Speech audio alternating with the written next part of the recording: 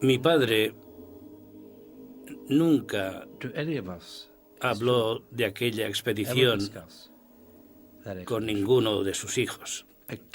Ocasionalmente se le escapaba alguna frase, pero nunca nos dejó leer sus diarios mientras vivió. Estaban bajo llave. Mi padre nunca hablaba. Sí decía que lo había pasado mal. Nosotros éramos pequeños, un poco demasiado pequeños para escucharle, pero aparte de eso, nunca le oí hablar mucho de ello.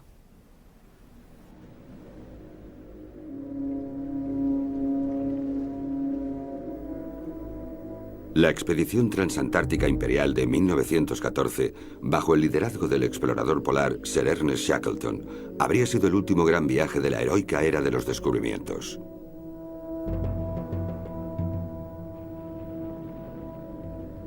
Era un plan osado. Un pequeño grupo iba a cruzar el continente antártico por primera vez. Según la leyenda, Shackleton anunció la expedición en un ahora famoso anuncio.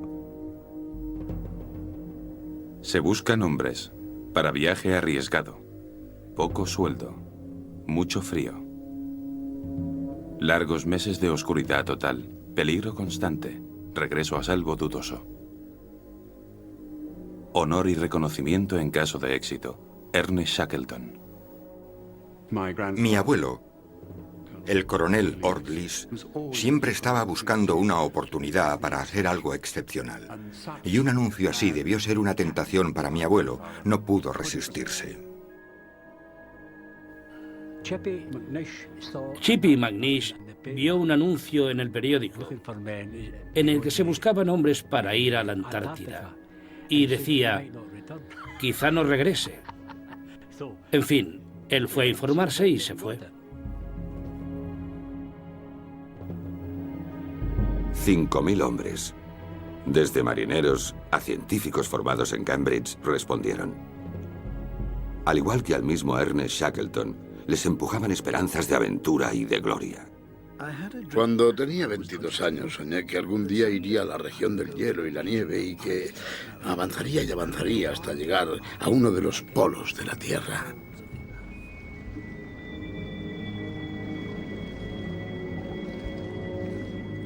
Con las exploraciones, Shackleton había ganado fama y un título de caballero, pero todavía no había hecho realidad su sueño. 2 veces anteriores se había dispuesto a llegar al Polo Sur y 2 veces había vuelto derrotado. Y finalmente se le adelantó el noruego Roald Amundsen.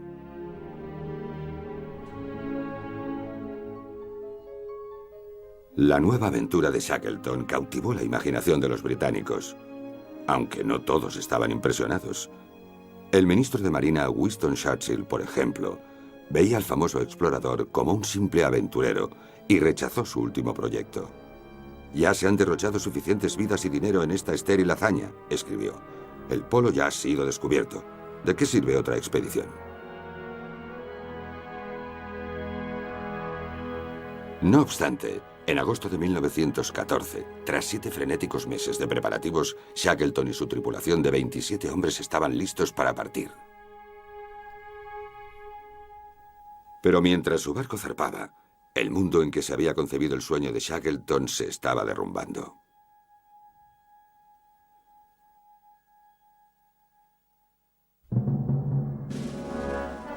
Estalló la Primera Guerra Mundial en Europa.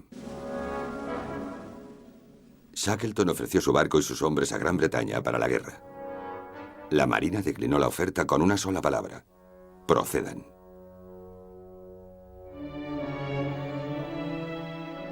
El barco de Shackleton, el Endurance, se llamaba así por el lema de su familia, por la resistencia a la conquista, una frase que resumía el espíritu y la fuerza del propio Shackleton. Estaba dispuesto a no repetir los errores anteriores que le habían costado el premio del Polo Sur. Siguiendo el ejemplo de los noruegos, Shackleton llevó consigo 69 perros de trineo canadienses.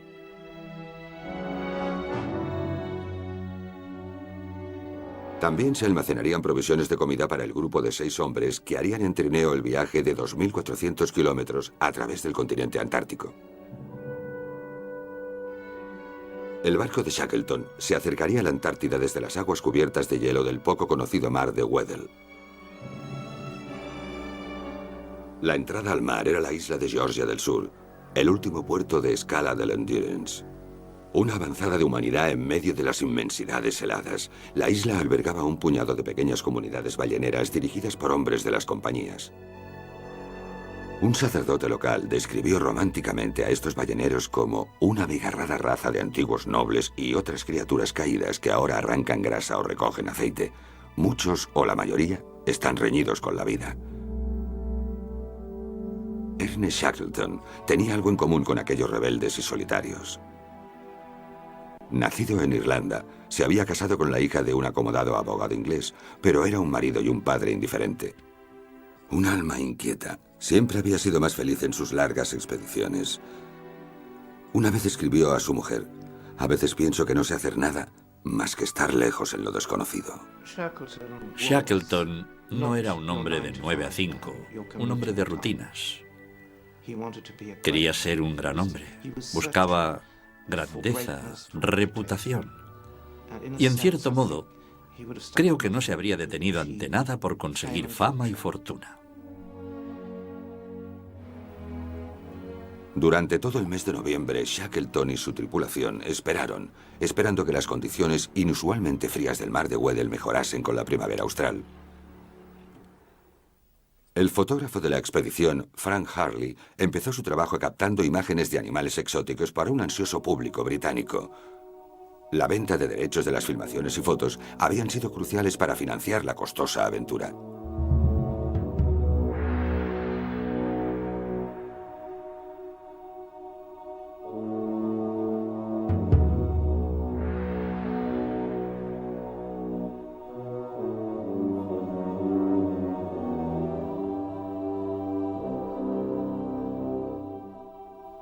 Piers Blackburn, un joven polizón galés, a veces hacía de ayudante de Harley. Blackburn se había enamorado del Endurance cuando había atracado en Buenos Aires camino del sur. La señora Chippy, el popular gato del carpintero que también iba en la expedición, se había caído por la borda durante el viaje y el barco había dado la vuelta para recogerle. La tripulación aprovechó la última oportunidad de enviar cartas a casa. El navegante Hubert Hudson escribió a su padre: Querido papá, solo unas líneas antes de zarpar. Hasta ahora nos lo hemos pasado muy bien y creo que nos va a ir bien. Espero volver a estar en casa dentro de 19 meses e ir directamente al frente. Qué gloriosa la época en que vivimos. A primeros de diciembre, Shackleton no podía esperar más y quería aprovechar el verano antártico. Había invertido todos sus recursos en la expedición y tras él, Europa estaba en guerra. Ya le habían arrebatado su sueño 2 veces.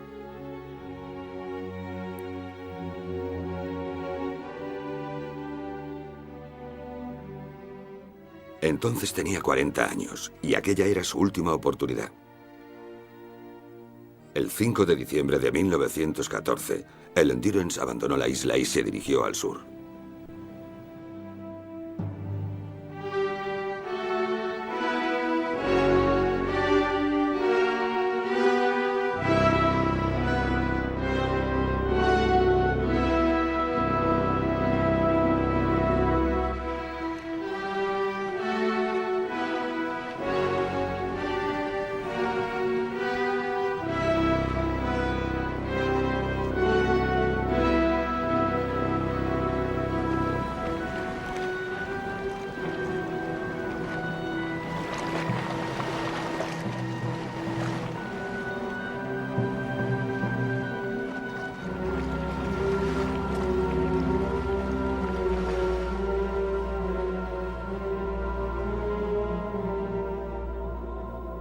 El tercer día se encontraron con el enemigo, las enormes masas compactas de agua de superficie conocidas como témpanos flotantes. Los témpanos se extendían hasta el horizonte, separados solo por espacios de agua abierta conocidos como canales. El reto sería navegar aquella maraña movediza de 1.600 kilómetros hasta llegar al continente.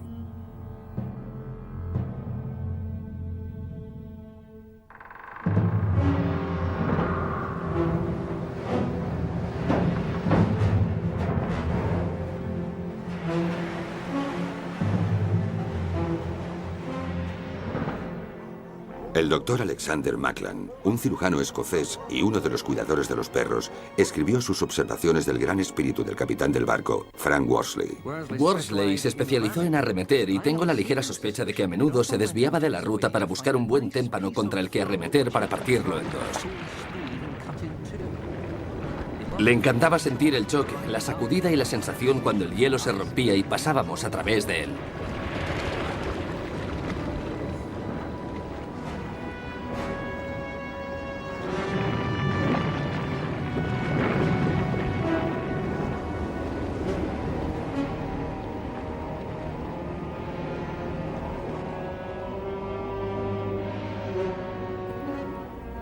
Algunos días el barco tenía que detenerse por el hielo. Otros recorría largos tramos en agua abierta. Tras 6 semanas de viaje, el Endurance estaba solo a 160 kilómetros del continente cuando entró en un campo de hielo duro que obligaba al barco a ir muy despacio. El capitán Worsley dejó constancia de una decisión fatal. Las características del hielo han vuelto a cambiar. Los témpanos son muy gruesos. No podemos abrirnos paso si no es con un gasto de energía muy grande. Por tanto, preferimos ponernos a la capa por el momento para ver si el hielo se abre cuando este viento del noreste se calme. Pero cuando amaneció, los hombres comprobaron que el hielo se había cerrado alrededor del barco. No se veía nada de agua en ninguna dirección. Pasaban los días y el hielo no daba muestras de ceder. El hecho que selló su destino era recordado años después por el meteorólogo de la expedición, Leonard Hussey. El 14 de febrero de 1915, la temperatura bajó de repente de 8 a 28 grados bajo cero. Y todo el mar se heló y nosotros nos helamos con él. Un canal se abrió inesperadamente a unos 400 metros del barco, ofreciendo una oportunidad de llegar a aguas abiertas. Por supuesto, no teníamos explosivos para abrirnos paso, solo teníamos picos y palas.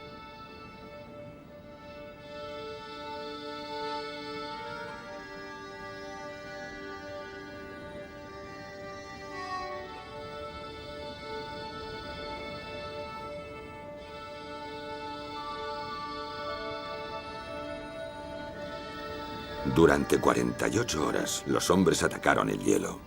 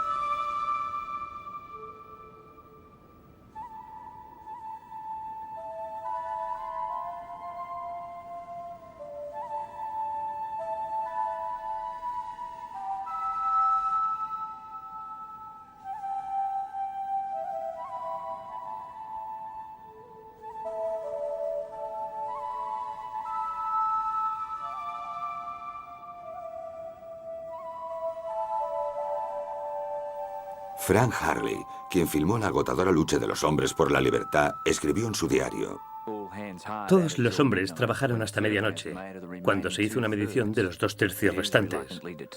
Lamentándolo, se decide abandonar la tarea, porque el resto del hielo es impracticable.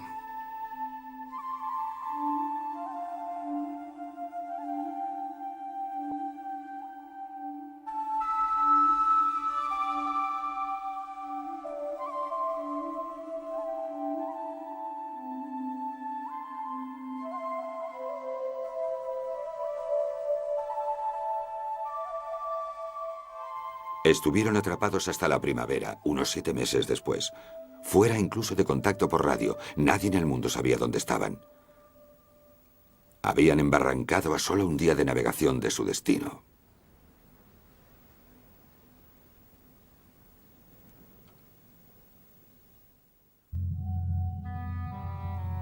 En su diario, el Dr. Maclan escribió: Era más que atormentador, era enloquecedor. Entonces Shackleton tuvo una de sus chispas de verdadera grandeza. No se puso furioso ni mostró hacia afuera la más mínima señal de decepción. Nos dijo simplemente y con calma que tendríamos que pasar el invierno en el hielo. Nunca perdió el optimismo y nos preparamos para el invierno.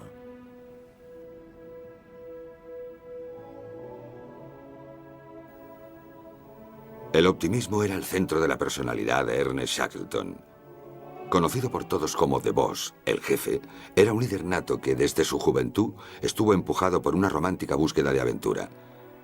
A los 16 años había navegado como grumete. A los 24 recibió el título de capitán del servicio de la Marina Mercante. Poco después fue escogido como oficial en el primer viaje histórico de Robert Falcon Scott.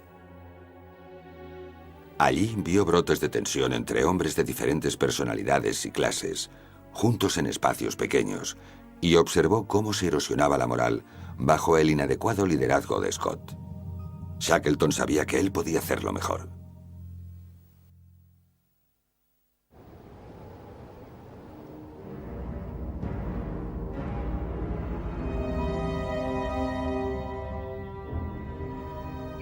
Ahora su propia expedición estaba en apuros, atrapada en el hielo, yendo a la deriva hacia el norte.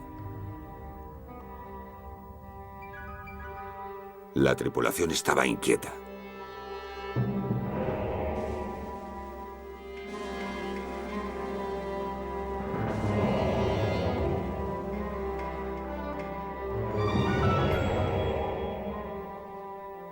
El coronel Thomas Ortliss, el almacenero y experto en motores, irritaba a todos con sus aires de superioridad. En una anotación característica de su diario observaba: Me he empeñado en sentarme en la misma mesa que el cuarto oficial y el carpintero, que es un perfecto cerdo en todos los sentidos. Pero lo he hecho para intentar acomodarme a ideas y modales menos refinados que los míos. Otros compartían su desagrado por la mezcla de clases diferentes. McNish, el carpintero, dedicaba unas cuantas palabras claras al superior experto en motores. Ordlis está en cama con un tirón en la espalda. Ayer estuvo apartando nieve. El primer trabajo que ha hecho desde que salimos de Londres.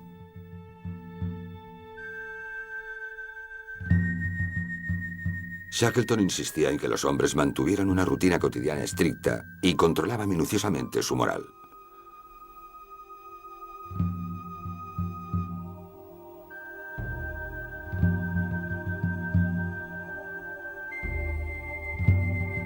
Cuando había amenaza de disensión, Shackleton estaba dispuesto a actuar contundentemente.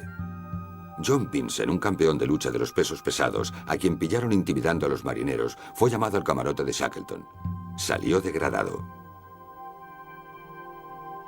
Todos, incluido el jefe, trabajaban juntos. El marinero Walter Howe recordaba: todos trabajaban. No importaba quiénes fueran o lo que fueran, sus cualificaciones no contaban para nada. El científico James Worthy fue asignado a una brigada de limpieza. Todos estaban dispuestos a colaborar en lo que fuera, incluso en fregar el suelo, y creo que el mismo Shackleton, con su origen irlandés y su capacidad para comunicar y participar, hizo que todos sintieran que eran uno. Eran un equipo, no unos frente a otros.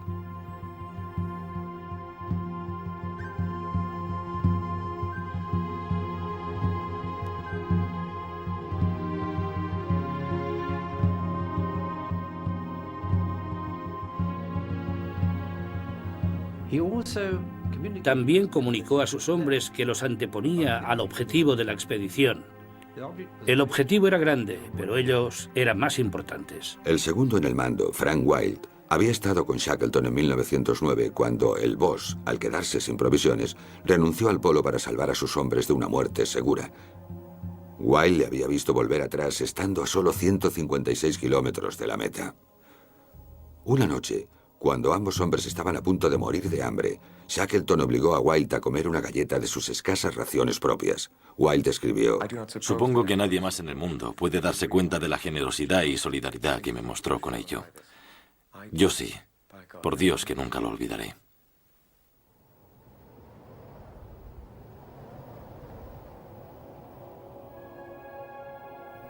El terreno flotante formaba elevaciones por la presión y se hacía más difícil de negociar. El hielo cubría todo su horizonte.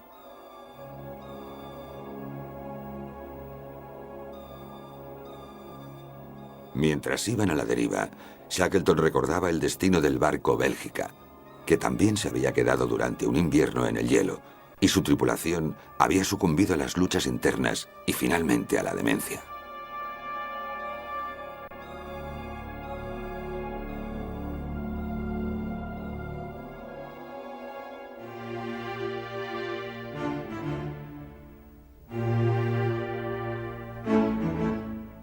Los hombres recurrieron a los perros, que rápidamente se convirtieron en compañeros indispensables.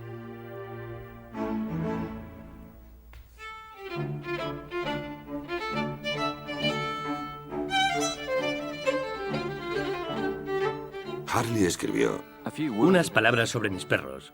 Shakespeare, alias Tachko, Hollyhound y Buck Whiskers. Es un animal magnífico. En cierto modo parece un perro pastor inglés. Es una criatura noble, de paso digno, maestro del equipo en combate y líder en sagacidad canina. Un buen líder encuentra la mejor ruta en terreno abrupto y duro. No permite peleas en el equipo, ni se entretiene con bufonadas caprichosas. Un equipo de 9 perros puede acarrear unos 500 kilos. Mi equipo es uno de los mejores.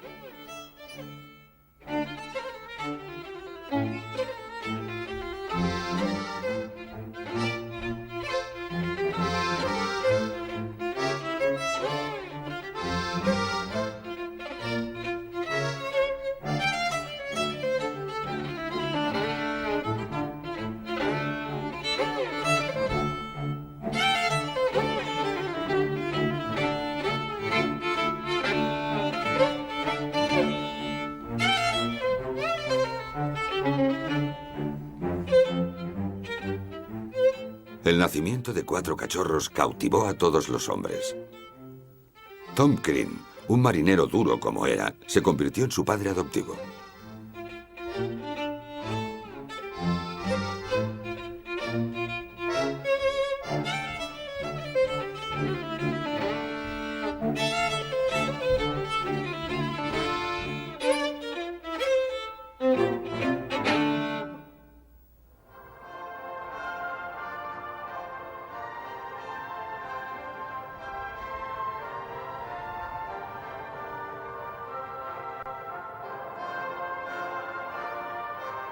Los hombres pasaban los largos meses jugando al fútbol,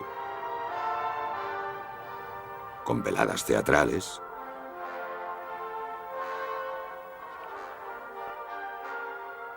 con conciertos semanales de gramófono,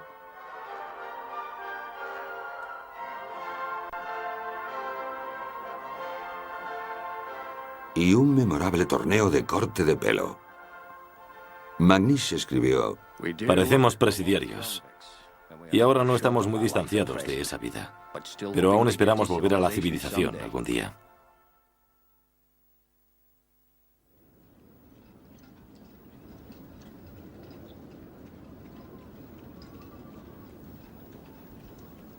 En mayo llevaban más de 3 meses atrapados. El sol desapareció por el horizonte dejando días oscuros como la noche hasta el final del invierno. Las provisiones para los trineos eran una mofa para la ambición de Shackleton y para los sueños de sus hombres.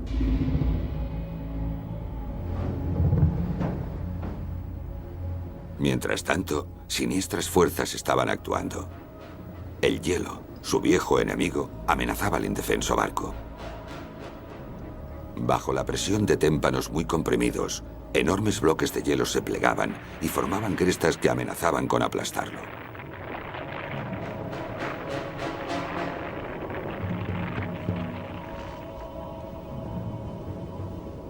En julio, una ventisca azotaba el Endurance.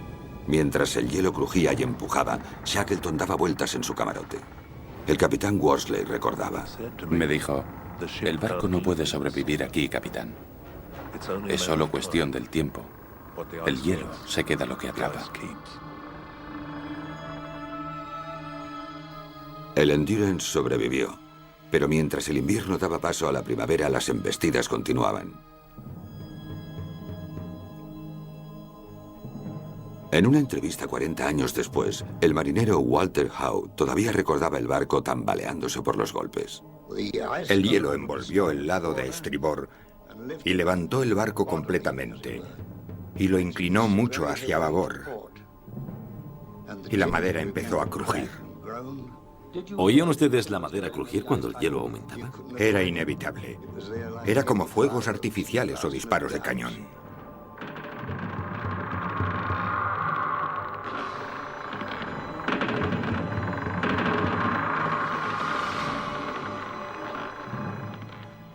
Juntos, Shackleton y White comprobaron los daños del hielo. Ortlies escribió: Sir Ernest debe haber sufrido una terrible ansiedad últimamente, aunque es tan inescrutable que nadie podría haber detectado nada inusual en su comportamiento. Sé con certeza que en 3 días no se acostó ni una vez. Y no creo que se desvistiera en 10 días.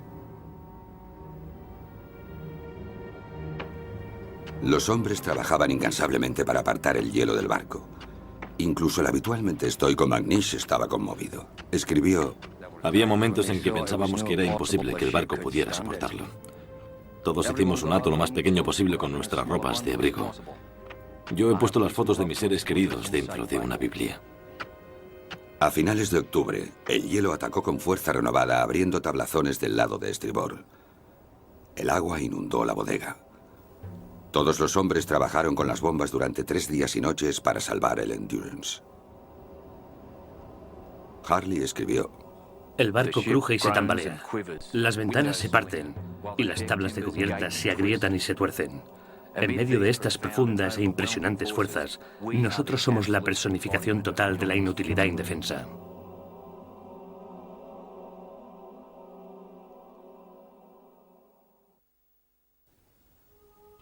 El 27 de octubre de 1915, 10 meses después de quedar atrapados en el hielo, Shackleton dio la orden de abandonar el barco. El marinero Howe recordaba: Shackleton envió a Frank Wild, quien nos explicó que teníamos que irnos.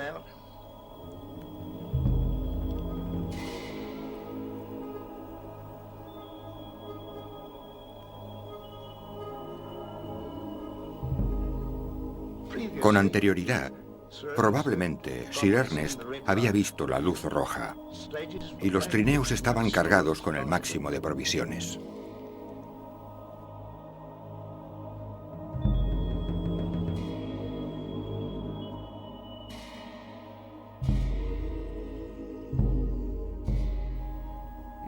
Hay que recordar que para un marinero, su barco es su hogar. Y una vez abandona el barco, está perdido. Los aventureros de la expedición, las personas que esperaban quedarse y sabían a qué se enfrentaban, como Tom Crean y Worsley, el mismo Shackleton, Wilde, se adaptaron un poco más fácilmente, aunque era duro.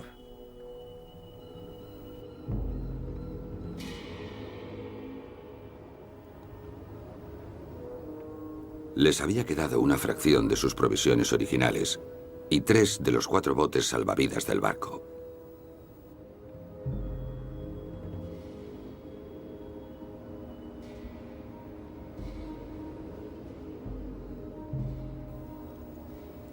Estaban a menos 28 grados centígrados.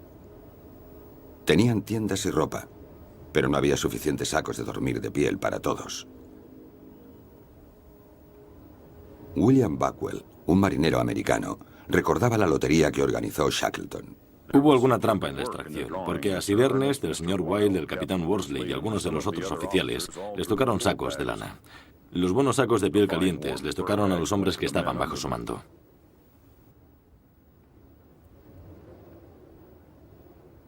En la fría mañana, Shackleton reunió a la compañía para explicarle su plan. El doctor Macklin escribió: Como siempre con él, lo pasado, pasado estaba. Sin emoción, melodrama ni agitación, dijo: hemos perdido el barco y las provisiones, así que nos iremos a casa.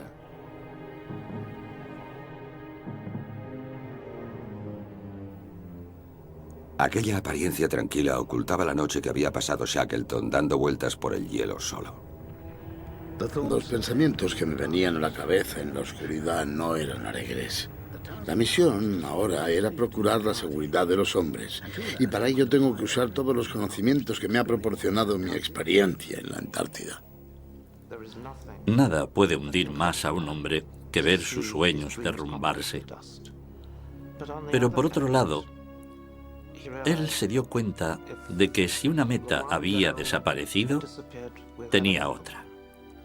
Y pensó: si no puedo atravesar el continente, haré que mis hombres vuelvan vivos. Porque no hay que olvidar que las exploraciones polares estaban llenas de cadáveres.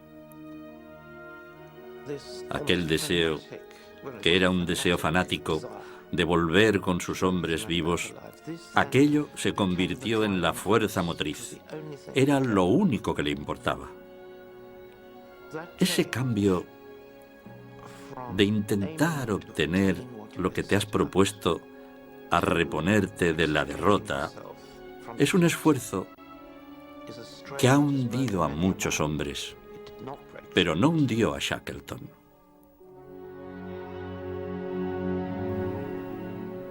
El primer impulso de Shackleton fue ir a la tierra más próxima, a unos 563 kilómetros al oeste.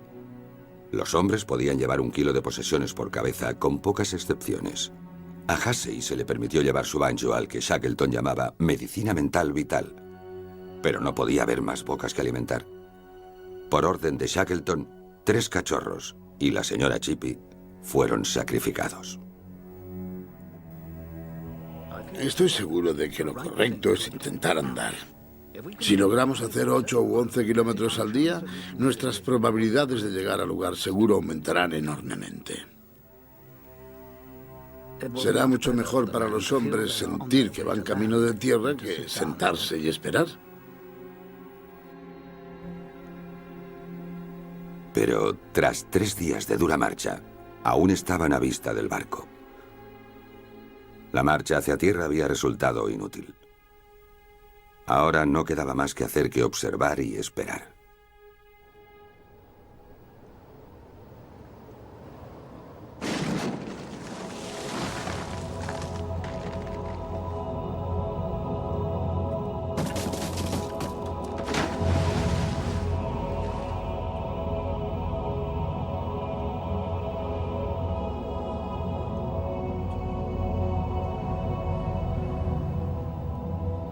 Se rescataron provisiones y comida del barco.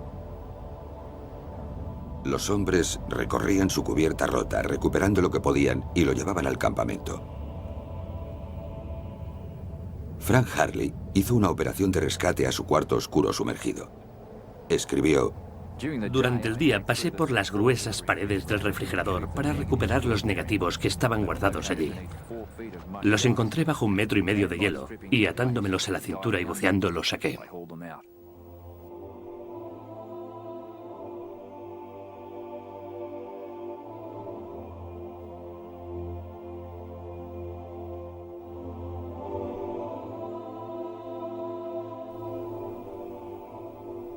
Juntos, Shackleton y él seleccionaron 120 negativos y los sellaron en latas de estaño. Shackleton obligó a Harley a destruir los 400 restantes para que no tuviera la tentación de recuperarlos más tarde. Harley solo se quedó con una cámara Kodak de bolsillo y 3 carretes. El 21 de noviembre, el barco roto se hundió completamente bajo el hielo. Shackleton escribió simplemente: A las 5 de la tarde se hundió. No puedo escribir sobre ello. Ahora no quedaba nada del Endurance y su larga batalla, excepto las imágenes de Harley.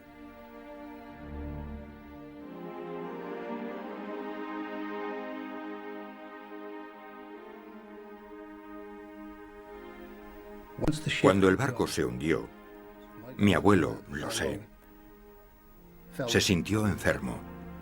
No se sentía bien sobre el hielo. Era algo nuevo. Él había visto nieve de niño, pero nunca había pisado un iceberg. Así que era un juego nuevo, por así decirlo. Lo que pensaban era, como cualquier ser humano, supongo, ¿vamos a salir vivos?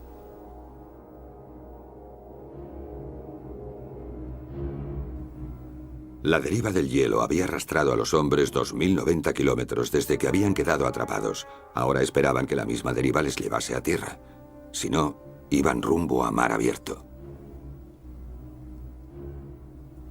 Harley escribió: Es imposible concebir, incluso para nosotros, que estamos viviendo en una colosal balsa de hielo, que solo 5 metros de agua helada nos separan de 2000 brazas del océano y que vamos a la deriva, bajo los caprichos del viento y las mareas, hacia Dios sabe dónde.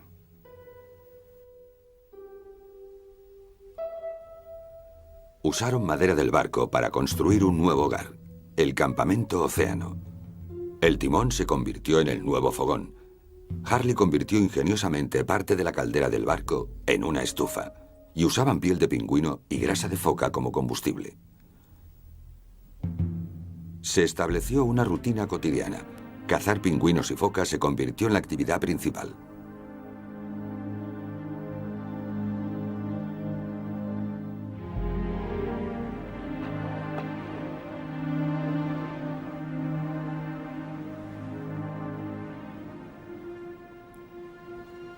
Todos los hombres sabían que el rescate era imposible. Conseguían seguir vivos, pero ¿con qué fin?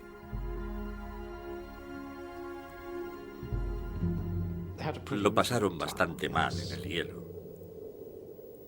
Pero dicho eso, al final, en todo momento, el enemigo de Shackleton no era el hielo, sino sus propios hombres, en el sentido de que era su moral. Aquello era el enemigo. Tenía que impedir que su moral se hundiera. El hielo no era nada. Todos podemos enfrentarnos al hielo, pero enfrentarse al espíritu humano es muy difícil.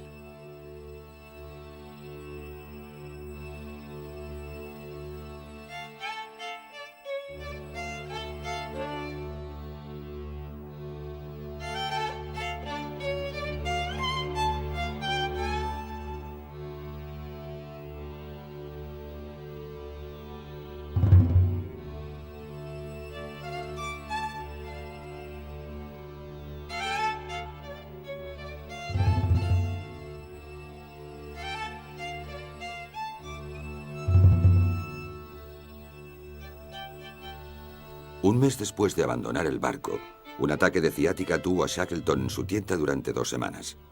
Al salir de su confinamiento forzoso, tomó la sorprendente decisión de intentar una segunda marcha hacia tierra.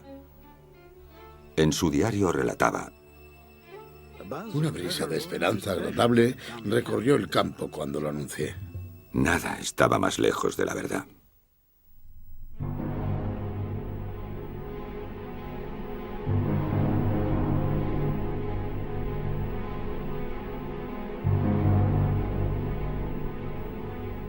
Una vez más, los hombres arrastraron los botes salvavidas, que pesaban más de 1 tonelada cada uno, abriéndose camino por crestas que les obstaculizaban el paso. Había momentos en que andaban con la nieve hasta las rodillas.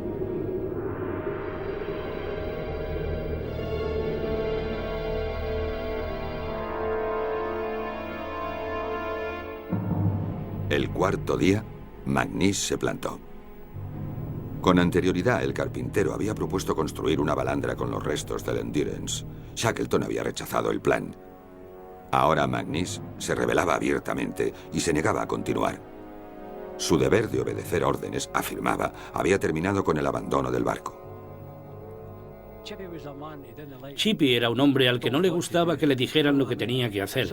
¿Sabe lo que quiero decir? Era claro y sincero. Si no le gustaba una cosa, te lo decía. Él era esa clase de hombre. La autoridad no significaba nada para él. Shackleton reunió a los hombres y leyó los artículos del barco, confirmando rotundamente su mando. A pesar de la pérdida del barco, anunció, todos los hombres recibirían su salario hasta que llegasen a puerto.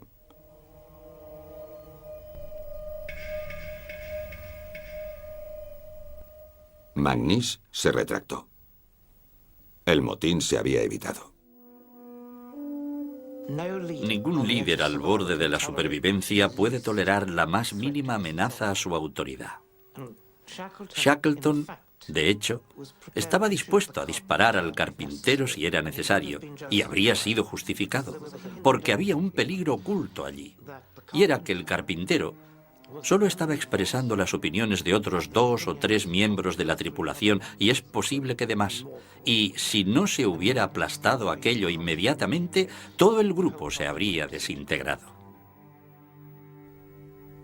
2 días después del enfrentamiento con McNeice, Shackleton se vio obligado a reconocer su propio error y puso fin a la marcha.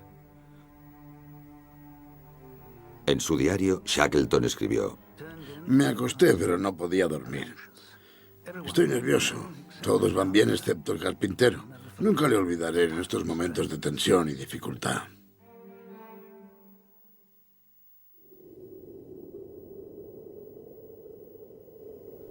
Shackleton había sofocado la rebelión, pero no podía aplacar todas las dudas que amenazaban con erosionar su autoridad. Una semana de agotador esfuerzo había dejado a sus hombres peor que antes, y habían tenido que abandonar material muy valioso. La vida en la nueva base, el campamento Paciencia, sería mucho más dura.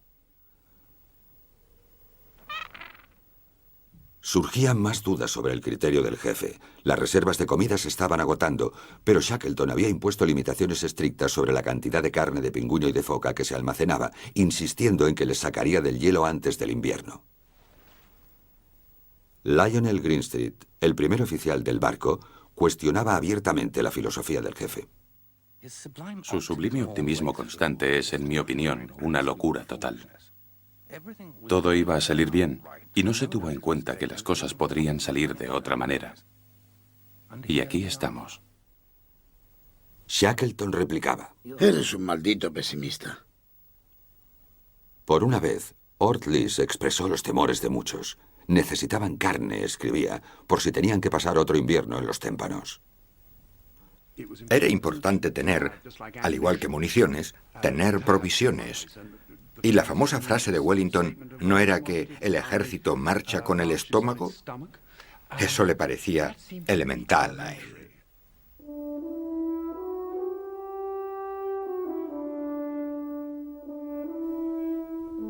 Al final, fue la opinión del jefe la que se impuso.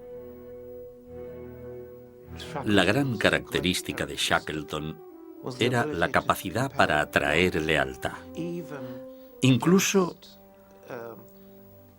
contra el mejor criterio de sus hombres.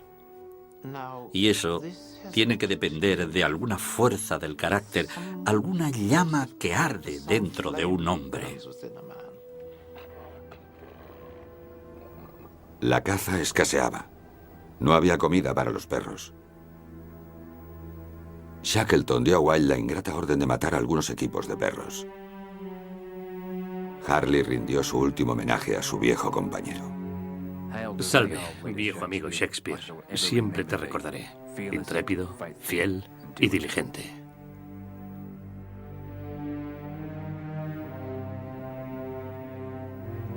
En unas semanas mataron a los demás perros.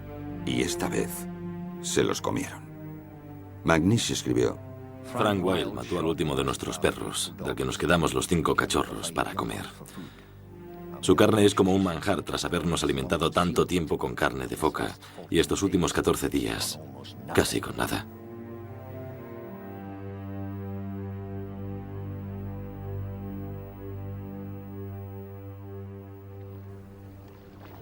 Mientras los hombres iban a la deriva hacia el borde del hielo, este empezó a desintegrarse a su alrededor. Un día, Ordlis se despertó sintiéndose mareado. El hielo se había vuelto tan fino que se sentían los movimientos del mar a través de él. Pronto no quedaría nada debajo de ellos.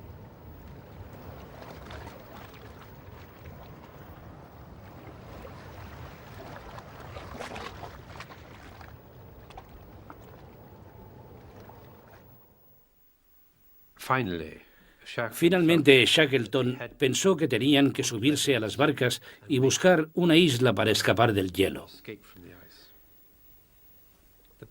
El problema era hacia dónde iban a ir.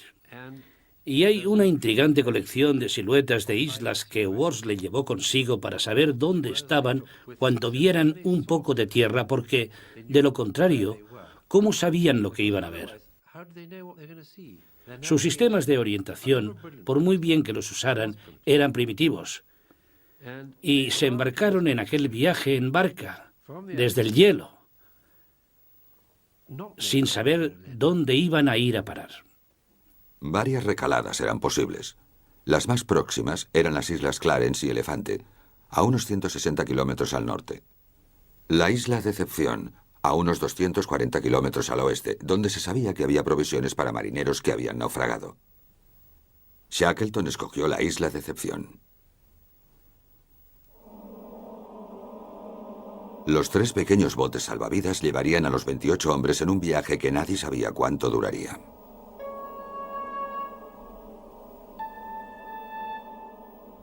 El marinero William Backwell recordaba el histórico día de la partida. Nuestro primer día en el agua fue uno de los más fríos y peligrosos de la expedición. El hielo se movía mucho. Era muy difícil mantener los botes en los canales abiertos. Muchas veces nos salvamos por poco de ser aplastados cuando se juntaban las grandes masas de hielo.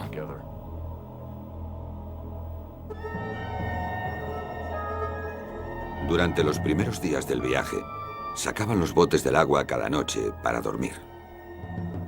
Sin la cámara de cine y con pocos carretes fotográficos, sería el artista de la expedición, George Marston, quien dejaría constancia de sus pocos sólidos campamentos sobre el hielo a la deriva. Leonard Hussey y Walter Howe recordaban la noche en que se produjo el desastre. Íbamos a la deriva sobre un trozo de hielo. Teníamos frío, estábamos helados. Era una noche totalmente oscura y el hielo se abrió justo debajo de la tienda. Estábamos 8 allí. Un pobre chico llamado Holness cayó al agua con su saco de dormir. Shackleton miró por la grieta y vio un hombre flotando dentro de su saco de dormir. Shackleton cogió a Holness y lo subió al hielo con su saco, sabiendo que solo podría sobrevivir unos minutos en el agua helada. Segundos después, el hielo volvió a juntarse con una fuerza tremenda. Recuerdo que Shackleton le dijo a Holness: ¿Estás bien? Sí, señor, le contestó. Estoy bien. Lo único que lamento es que mi maldito tabaco se ha quedado ahí abajo.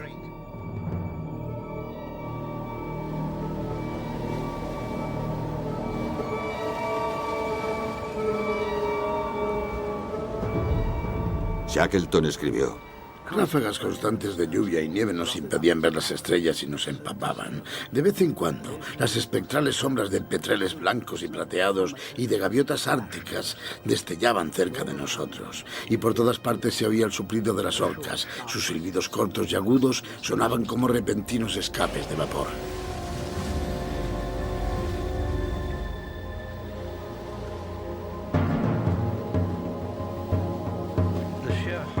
Solo dureza de remar.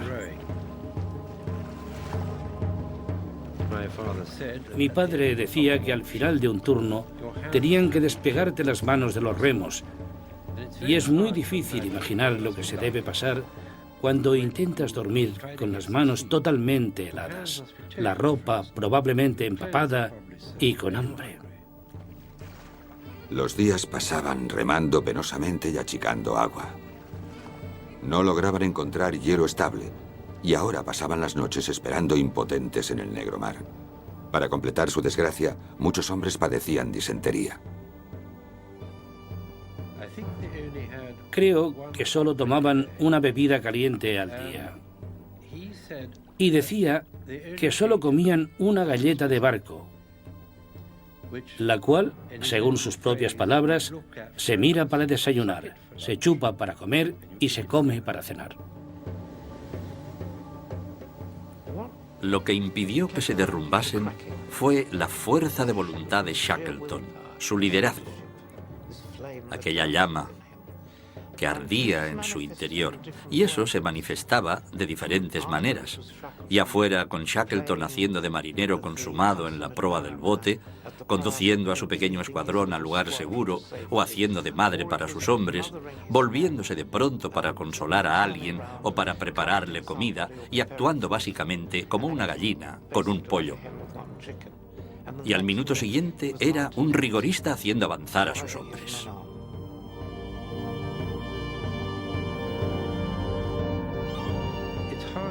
Es difícil imaginarlo, pero probablemente veían cosas de gran belleza en aquel viaje.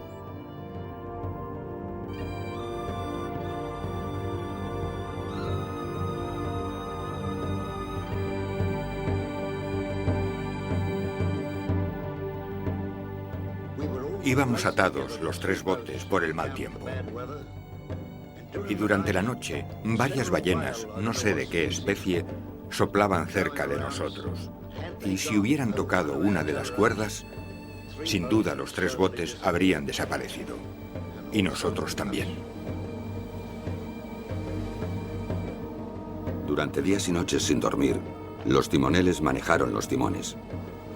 Cuando Worsley terminó su turno, tuvieron que acostarle en el bote y abrirlo lentamente de su posición acurrucada como una navaja.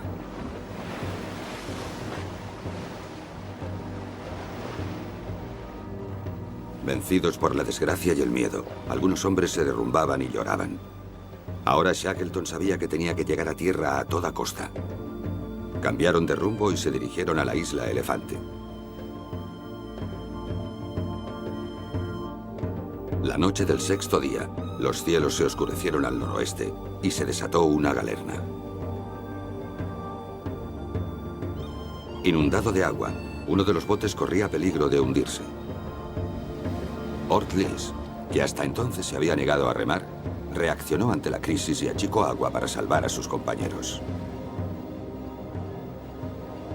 Mi abuelo fue siempre un hombre que quería hacer una hazaña. Remando es imposible hacer una hazaña. Todos están en el mismo remo haciendo lo mismo. Achicar agua, salvar la vida de todos. Aquello era como un regalo del cielo para mi abuelo, porque todos sabrían que había estado en pie toda la noche achicando agua. O sea, los caballeros no reman, pero hacen todo lo necesario para salvar vidas.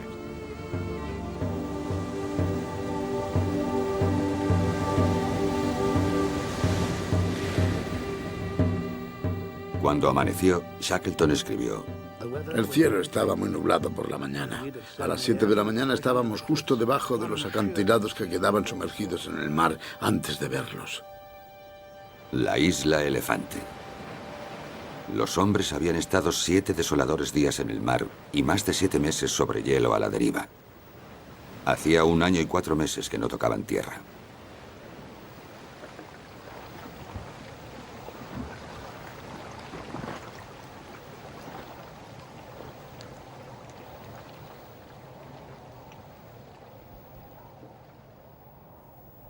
Con los dedos congelados, Harley describía el desembarco.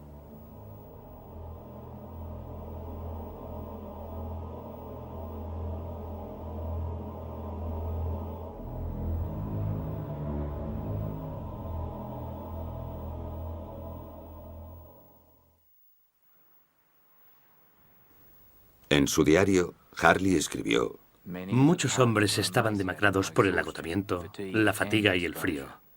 Muchos sufrían aberración temporal. Otros temblaban como si tuvieran perlesía. Los hombres se tambaleaban por la playa como borrachos. Algunos enterraban sus caras en las piedras. Worthy recordaba comportamientos más estremecedores. Algunos hombres estaban medio locos. Uno cogió un hacha y no paró hasta que hubo matado unas 10 focas.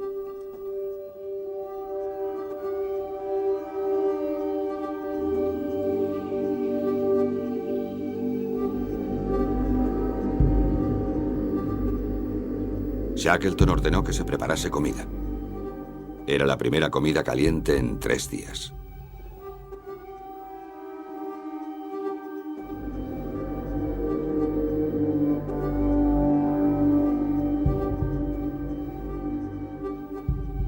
Harley describía la primera noche. Montamos las tiendas rápidamente, nos metimos en ellas y nos dormimos profundamente casi al instante. Qué maravilla despertarse y oír los graznidos de los pingüinos mezclados con el mar. Dormirse y volver a despertar y sentir que es real. Hemos llegado a tierra. La tierra a la que habían llegado era una franja de playa baja que no ofrecía protección. 2 días después, Shackleton condujo a los hombres a una segunda base en el lado occidental de la isla. El nuevo acampamento se llamó Cabo Wild por Frank Wild. Para los marineros era el maldito Cabo Wild. Los botes llegaron a tierra entre lluvia y aguanieve. Por la noche se desató una galerna que hizo trizas una de las tiendas y se llevó material al mar. Los hombres se metieron debajo de los botes para refugiarse y temblaban bajo sus impermeables mientras el viento amontonaba nieve sobre ellos. La ventisca duró 5 días.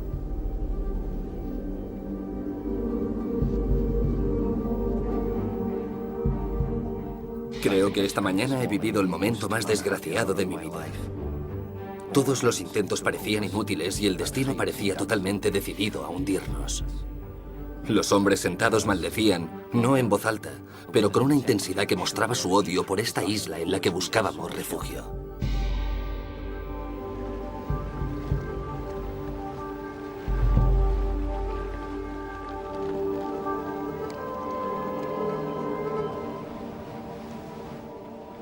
Shackleton había salvado a sus hombres en el sentido de que los había sacado a todos con vida del hielo y estaban en tierra firme. Pero ahora, ¿cómo iban a volver a la civilización? La isla Elefante estaba fuera de toda ruta marítima concebible. No solo eso, estaba fuera de las rutas de los balleneros y cazadores de focas que solían ir al sur. Así que, de algún modo, Shackleton tenía que llevar a sus hombres a un puerto de escala, aunque fuera en una isla solitaria donde fueran los cazadores de focas. Ante las imposibles probabilidades, Shackleton tomó una decisión arriesgada.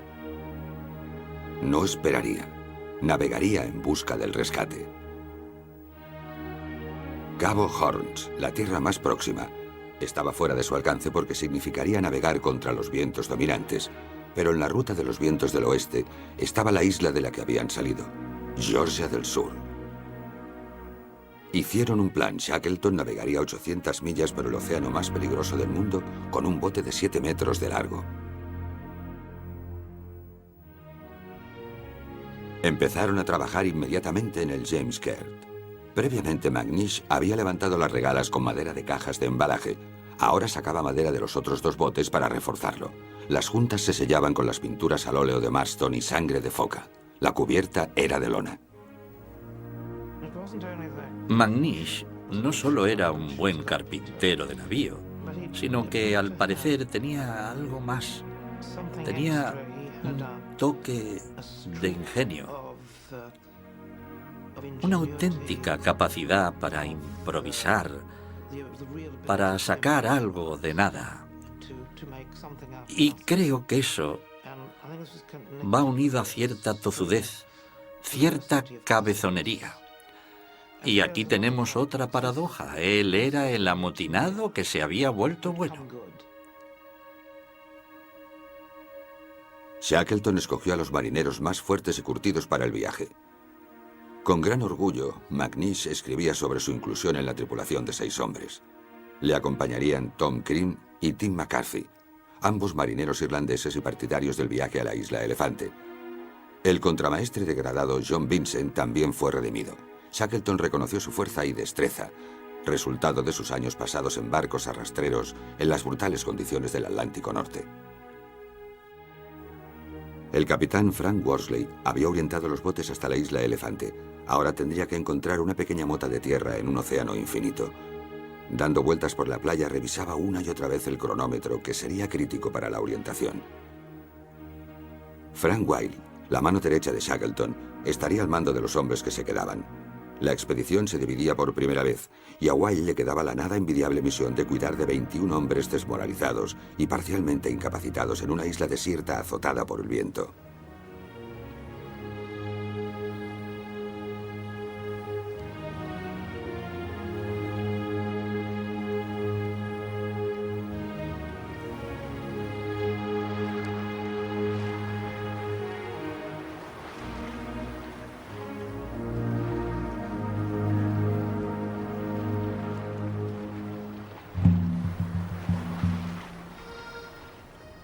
El 22 de abril de 1916, McNish terminó su trabajo y el cielo se despejó.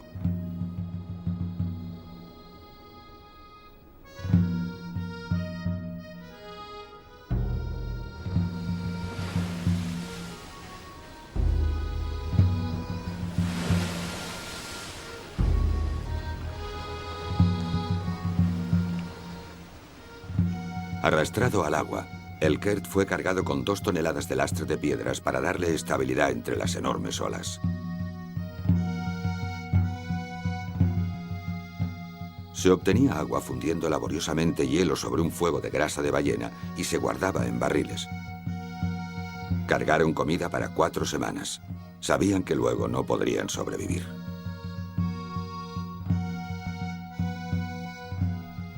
Desde el fondo de la playa, Harley captó el momento de la partida, con los hombres que se quedaban animando valientemente al Kert en su viaje. A bordo del Kert, Worsley reflexionaba. Los hombres que se quedaban formaban un grupo patético. Mientras pensaban que les veíamos, mantuvieron una apariencia maravillosa de ánimo y optimismo.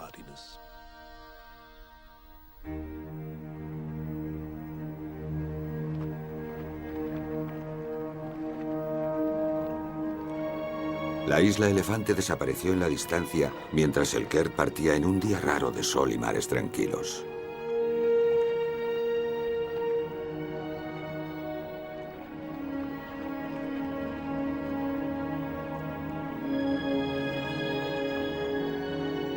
El Kert pronto encontró aguas más bravas. El segundo día, las condiciones meteorológicas eran severas y el agua empezó a caer a cántaros en el pequeño bote.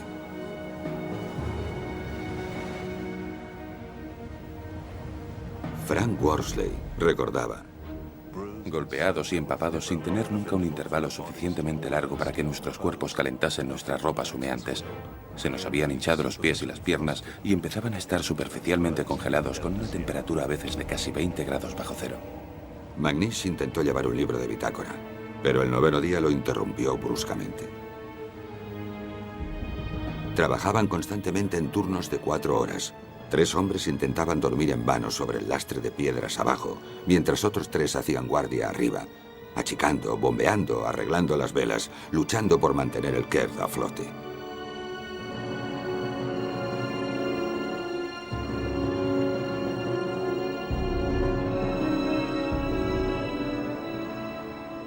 Estaban en una pequeña barca de remos de 7 metros y la altura de las olas era absolutamente impresionante.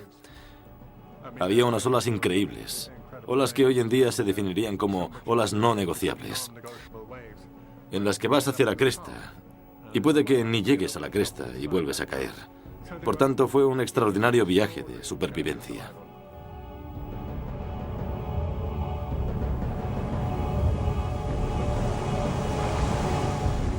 Al final, todo dependía de Worsley.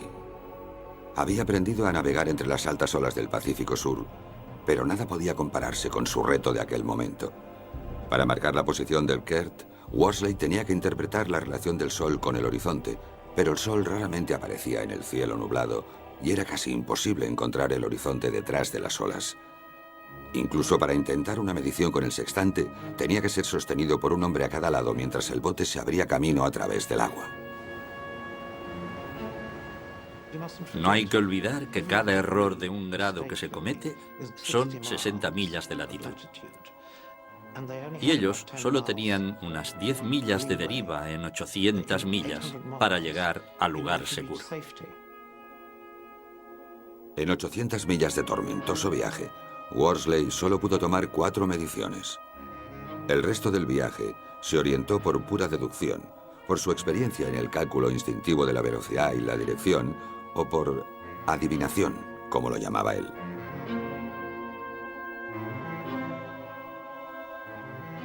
El 10º día, Worsley creía que habían recorrido poco más de la mitad del camino. Y escribió: 2 de los hombres estaban a punto de morir. Shackleton tenía un dedo sobre el pulso de cada uno de ellos. Cuando notaba que el hombre parecía muy frío y temblaba, ordenaba que se preparase inmediatamente otra bebida caliente y se nos sirviera a todos. Nunca dejó que los hombres supieran que lo hacía privándose él. Vincent se desgarró el labio superior con una taza de metal helada. Oh, Dios, debían estar desesperados. La situación tenía que ser desesperada. A mi padre se le congelaron las 2 orejas. Las tenía como huesos. La tarde del 7 de mayo, tras 14 días en el mar, un trozo de kelp flotaba junto a ellos. Estaban cerca de tierra. Worsley recordaba aquel momento. Nos miramos unos a otros con risitas alegres y tontas. El pensamiento predominante era: lo hemos conseguido.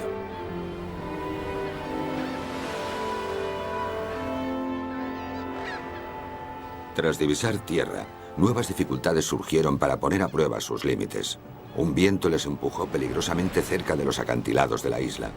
El viento pronto adquirió la fuerza de un huracán que descendía sobre ellos desde el oscuro cielo. Entonces fue cuando Worsley salvó la situación, porque entendía cómo funcionaba un barco de vela e hizo un milagro. Con una barca de fondo redondo, construida para ir a la deriva, no para navegar con el viento, de alguna manera se alejó de la costa tomando el viento. El huracán sopló durante 9 horas. Luego el viento cambió, alejándoles de la destrucción. Shackleton escribió: Estuvimos frente a la costa, cansados, casi al borde de la apatía. La tarde del 10 de mayo, tras 17 días en el mar, el James Caird navegó hasta la entrada de la bahía del Rey Hakon en Georgia del Sur. Mientras anochecía, la barca encontró una marejada y tocó la playa. Un pequeño arroyo fluía cerca y los hombres cayeron de rodillas y bebieron. Uno de los más grandes viajes en barca de la historia marítima moderna había terminado.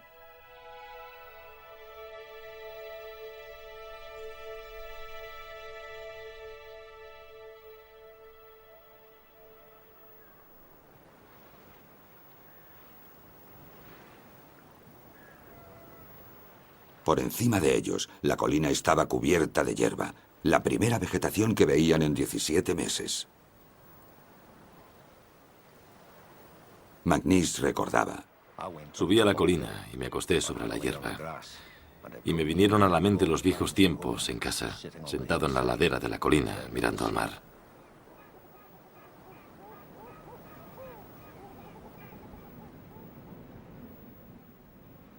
De pronto, volver a casa, el rescate, parecía posible. Solo había una pega. Los puestos balleneros estaban al otro lado de la isla. Ni la tripulación ni el barco estaban en condiciones de afrontar otro viaje por mar. Tendrían que cruzar la isla a pie.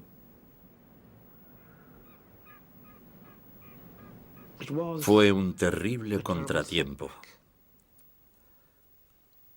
Creo que la mayoría de hombres, en aquellas circunstancias, sin el liderazgo de Shackleton, se habrían derrumbado moralmente allí y no habrían sobrevivido. Él se lo tomó todo de una manera muy práctica. Daba la impresión de que todo iba a ir bien al final. Su único mapa solo mostraba la línea costera de la isla. El interior era desconocido. Helada e impotente, presa de ventiscas repentinas y vientos huracanados, los balleneros la consideraban impenetrable. Aquel caos de picos y glaciares nunca había sido atravesado.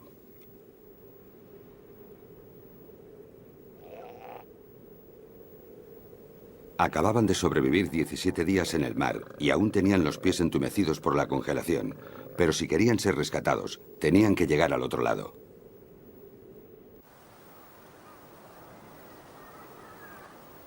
Shackleton decidió llevarse consigo a Crean y Worsley, dejando atrás a los otros hombres que no estaban en condiciones para el viaje.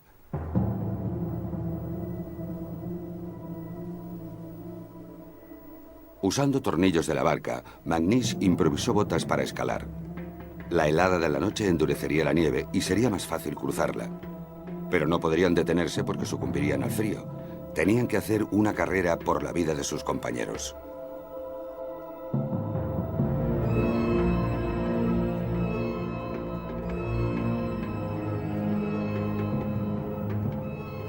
Demasiado débiles para llevar nada más que lo puramente necesario, los tres hombres se llevaron una cuerda y una zuela de carpintero como único equipo.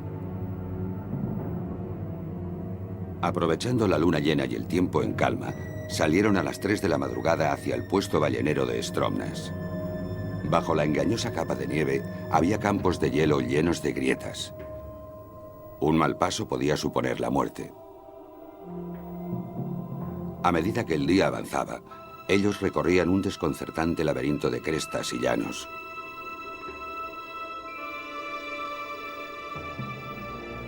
Una y otra vez ascendían a una cumbre solo para encontrar un precipicio al otro lado.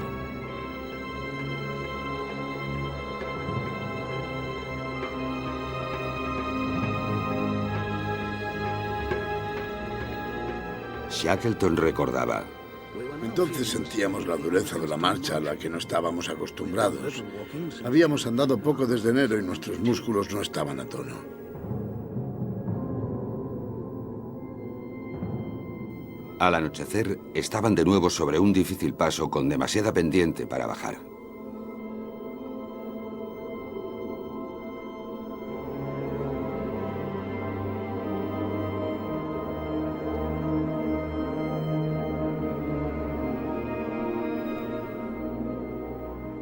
Era de la máxima importancia para nosotros bajar hasta el siguiente valle antes de que anocheciera. La temperatura nocturna a aquella altura sería muy baja. No teníamos sacos de dormir.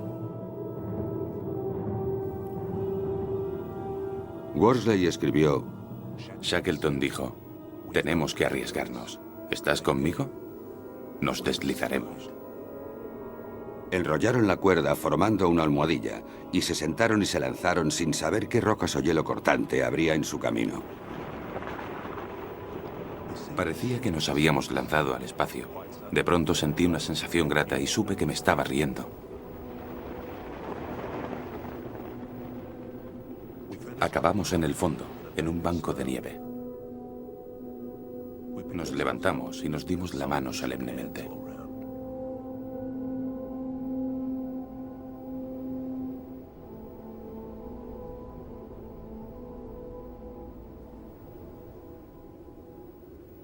Siguieron marchando toda la noche hasta la mañana.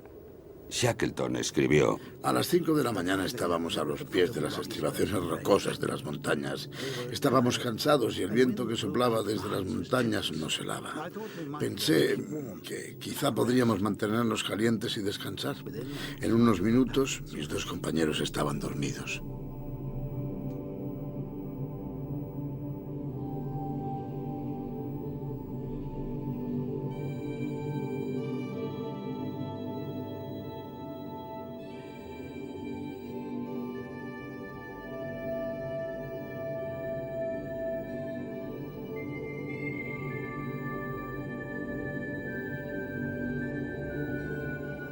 Me di cuenta de que sería desastroso si nos dormíamos todos a la vez, porque en esas condiciones del sueño se pasa a la muerte. Al cabo de 5 minutos hice que se despertasen. Les dije que habían dormido media hora y volvimos a caminar.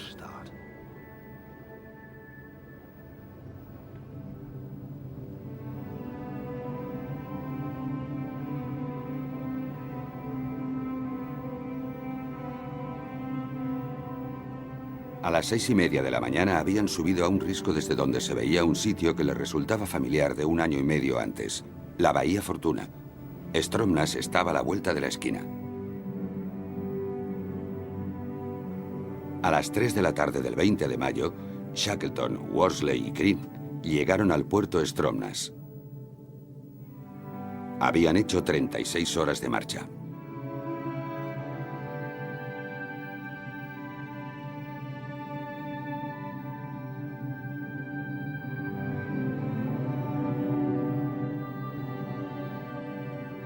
Llamaron a la puerta de la casa de Thorald Shorley, el jefe del puesto.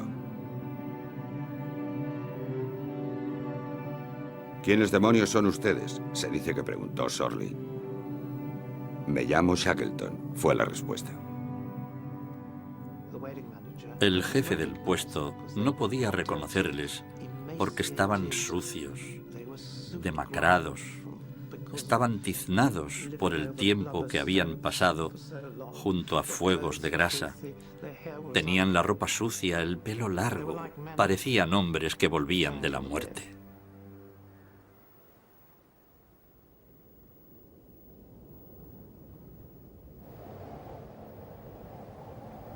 Aquella noche el tiempo empeoró. Acostado en la cama en la casa del jefe, Shackleton escuchaba la nieve que chocaba contra la ventana. Si les hubiese pillado una ventisca, nada podría haberles salvado. Años después, Shackleton hacía una narración mística de la travesía de Georgia del Sur. Durante aquella larga y dura marcha de 36 horas por las montañas y glaciares sin nombre de Georgia del Sur, a menudo me parecía que éramos 4, no 3. No les dije nada a mis compañeros, pero después Bosley me dijo: «Boss, he tenido la curiosa sensación de que había otra persona con nosotros».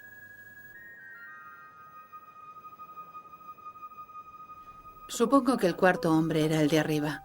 Tuvieron que ser muy religiosos por encima de todo. Sin duda.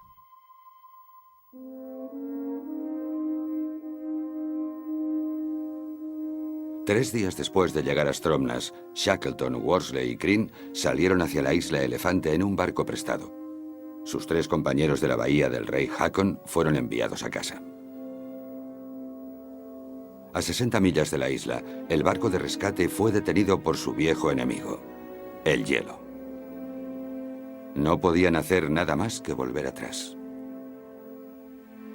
Durante los 4 meses siguientes, Shackleton hizo intentos cada vez más frenéticos por llegar a sus hombres de la isla Elefante. Por fin, a finales de agosto, el gobierno chileno le prestó un pequeño remolcador llamado el Yelcho, y Shackleton, Worsley y Crean salieron en su 4º intento de rescate. Isla Elefante. El equipo de rescate llevaba al menos 10 semanas de retraso. En su diario, Ortlieb escribió: 26 de agosto de 1916. Otro día maldito, muy oscuro y con lluvia. La poca carne de foca que nos queda está podrida, porque la hemos aprovechado tanto que solo queda la más descompuesta. Los 22 hombres pasaron el oscuro invierno viviendo en una pequeña cabaña hecha con los botes volcados. Vivíamos 22 hombres en una pequeña cabaña oscura. El tiempo era espantoso. Había ventiscas y tormentas de nieve casi constantemente. La gran dificultad, por supuesto, era la falta de agua. Había mucha agua helada por todas partes, pero a esas temperaturas no se puede chupar el hielo. Si lo haces, te quemas los labios y la lengua como si hubieras chupado un trozo de hierro al rojo vivo. Así que llevábamos unos trocitos de hielo a los sacos de dormir por la noche en una vieja lata de tabaco. Y si estabas muy quieto por la noche, algunos de los trozos se fundían, y por la mañana tenías una cucharadita de agua para desayunar. Por supuesto, la comida era muy escasa. Teníamos muy poca, excepto un poco de foca y pingüino cuando venían. Y Marston, que estaba con nosotros, tenía un pequeño libro de cocina del que nos leía una receta por noche. Estábamos todos muy quietos y solemnes, sugeríamos cambios y mejoras por turnos, y cuando el último hombre había terminado, nos dormíamos soñando con los platos que rechazaríamos cuando volviéramos a casa. Es difícil imaginar lo hambriento que puede estar un hombre. Cuando habíamos comido nuestras raciones y todas las focas y pingüinos que podíamos cazar, entonces nos mirábamos unos a otros sin ninguna enemistad.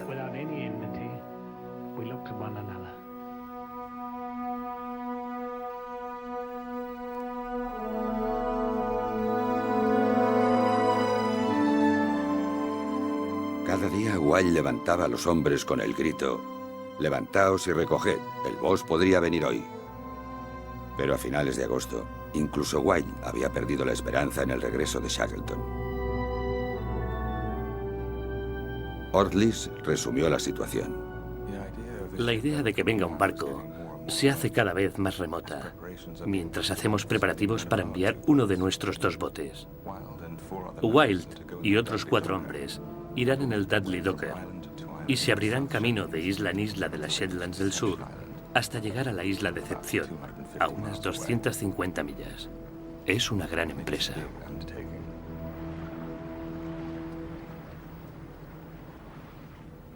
El 30 de agosto de 1916, los hombres estaban reunidos en su cabaña comiendo espinazo de foca hervido. Marston y Harley se habían quedado fuera quitando la concha a unas lapas que habían recogido. De pronto, Marston metió la cabeza en la cabaña. Macklin recordaba: Marston entró preguntando si no sería buena idea enviar señales de humo. Wild preguntó qué pasaba y Marston contestó con las palabras mágicas: ¡un barco!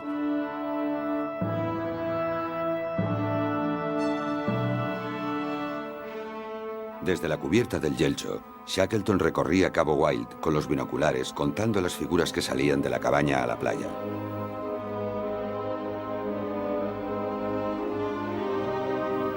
Frank Worsley recordaba: 2, 5, 7. Y luego un grito exultante: están todos ahí, capitán, están todos a salvo.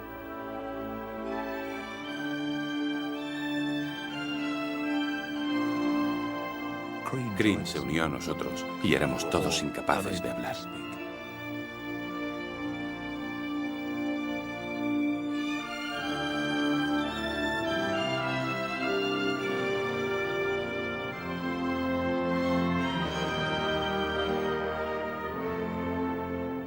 Todos los hombres estaban a salvo. No se había perdido ni una vida.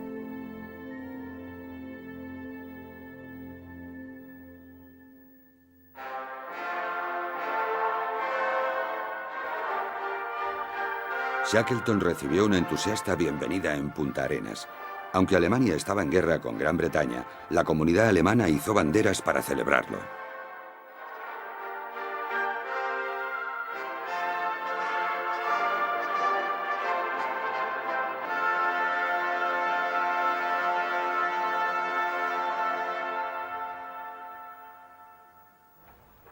La tripulación del Endurance volvió a una Gran Bretaña que se parecía poco a la que habían dejado 2 años antes. Cuando Shackleton y sus hombres se fueron de Inglaterra, la Gran Guerra acababa de empezar y sus mentes estaban todavía en la Inglaterra eduardiana. Pero cuando volvieron a la civilización, entraron en el mundo moderno y La guerra era incomprensible para ellos. Y debido a la gran carnicería de los campos de batalla de Europa, Shackleton más bien desapareció. En cualquier caso, no era el héroe que se quería en Inglaterra en aquella época. Los británicos querían héroes muertos y tenían infinidad de héroes muertos.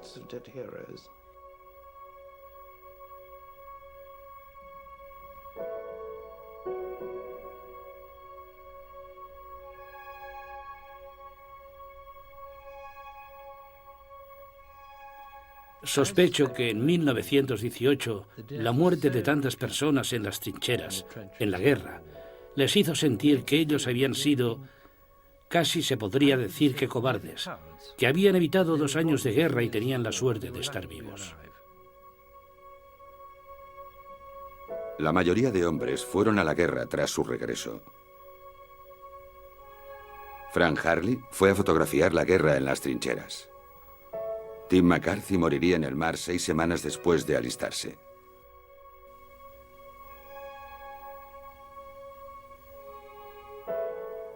McNish emigró a Nueva Zelanda y trabajó en los muelles hasta quedar inválido por un accidente. A la mayoría de los miembros de la expedición se les concedió la medalla polar, pero Shackleton negó dicho honor a McNish y a otros 3. La breve rebelión en el hielo le costó cara al carpintero.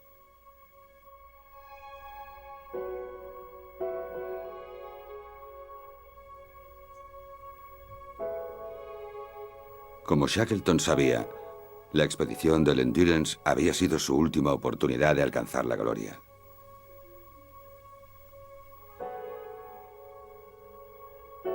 En 1921 volvió a ir al sur acompañado por algunos antiguos tripulantes del Endurance: Worsley, Macklin, Green, Hussey y Frank Wild.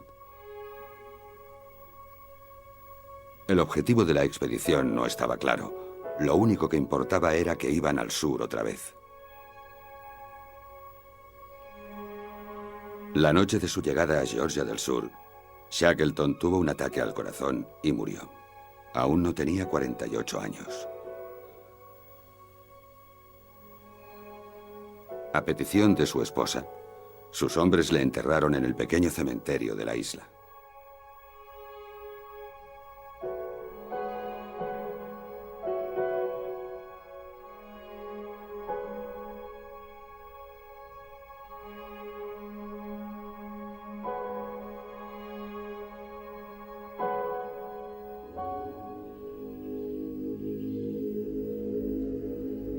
Los hombres de Shackleton siguieron con su incierta expedición sin él. Por el camino visitaron un lugar que pensaban que nunca volverían a ver: Isla Elefante. El fotógrafo de la expedición dejó constancia de su visita.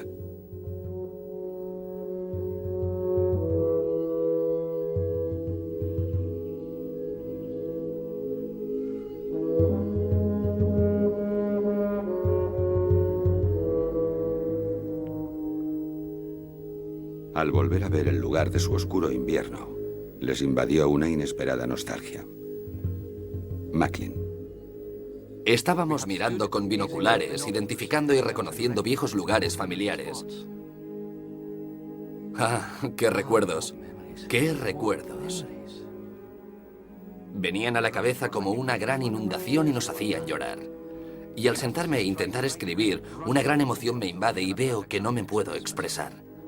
Una vez más veo las viejas caras y oigo las viejas voces. Viejos amigos, repartidos por todas partes. Pero expresarlo todo me parece imposible.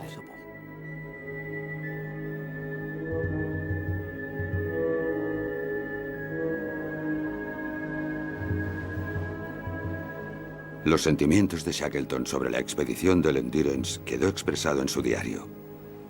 Habíamos visto a Dios en sus esplendores, oído el eco de la naturaleza.